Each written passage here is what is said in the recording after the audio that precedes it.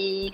So, guys, today we're going to be talking about some pretty interesting topics. The first one we're going to be tackling is inclusivity in advertising. It's a very spicy one, and I think that it's going to be very engaging. So, without further ado, let's get right into it. Do you want to lead us into this one? So, if we were to talk about representation in advertising, what are you guys' thoughts? I think from how things started in terms of advertising, a lot of things were just so stagnant in terms of who they included. It was just always a certain standard of how people should look. And I think over the years that has changed. I mean, recently even, if we speak of Rihanna including plus size people with different shapes of bodies, that was never included. Actually, plus size women were never included in the advertising aspect. So I think it's a 50-50 situation, honestly, because I feel like, yes, it would make people speak and include people, and she also saw it as a business aspect, because it's like, okay, since I'm not tackling, or people aren't tackling that specific group of people, now she can actually get money from those people, because now it actually includes them, so it's more income in a sense. So, yeah.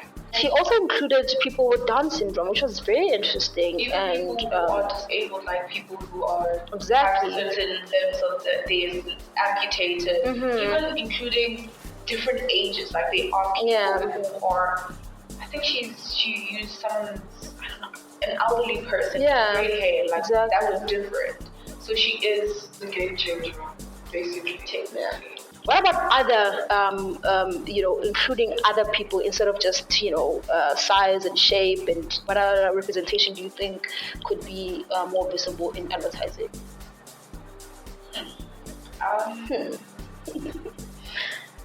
Jose, didn't you have something else to say? So, as South Africans, we say colored Indian people are included in being black. But how are we if we're not being seen on television in those ads? So why do you think it's that way?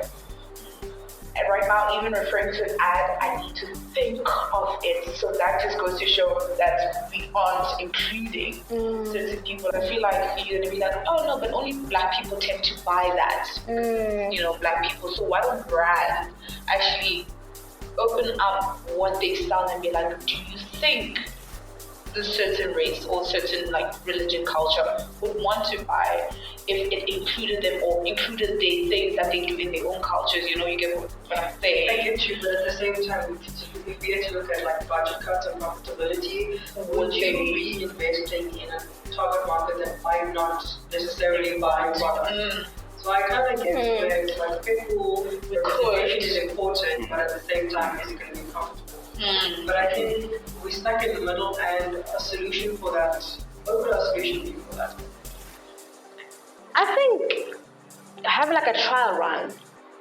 You know what I mean? Maybe have a trial run to just see what you can achieve within that period, how far your reach can get in terms of just trying to include more people, and then maybe you might get a wider market. What if that trial run could be during Heritage Month, where, okay, cool, it's targeted towards everyone, and it's service. I just feel like when it comes to advertising, right, I feel like what people consume is sort of shaped by what we see. So to a certain degree, advertising really does influence what we see as normal. You know what I mean? So if it wasn't for, advertising people, advertising, putting people of different shapes and sizes or whatever, making it visible to the public, I don't necessarily think that the public would be accepting, or they'd see it as, oh, okay, it looks good, it looks right. You know what I mean? So, yeah. That is true. I think if we were to look at representation in terms of sexual orientation,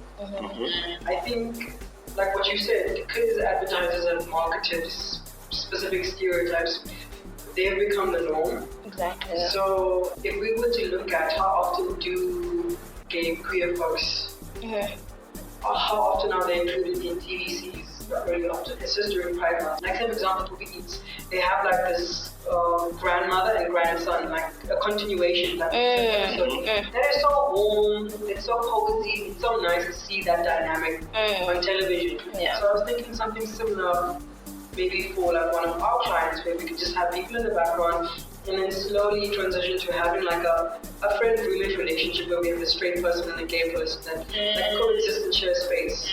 So we could start off with background to no speaking, then to just like full on speaking. I think there's much work to be done. Also, there are people who are necessarily, I believe, that are not like flamboyant, that are of the LGBTQI plus community, and I think there can be a way to sort of put that to the forefront without having to always have people who are visibly Queer.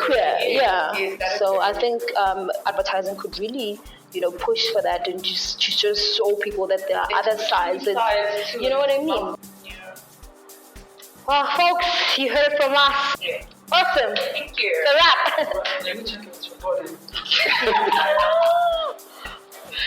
It'll be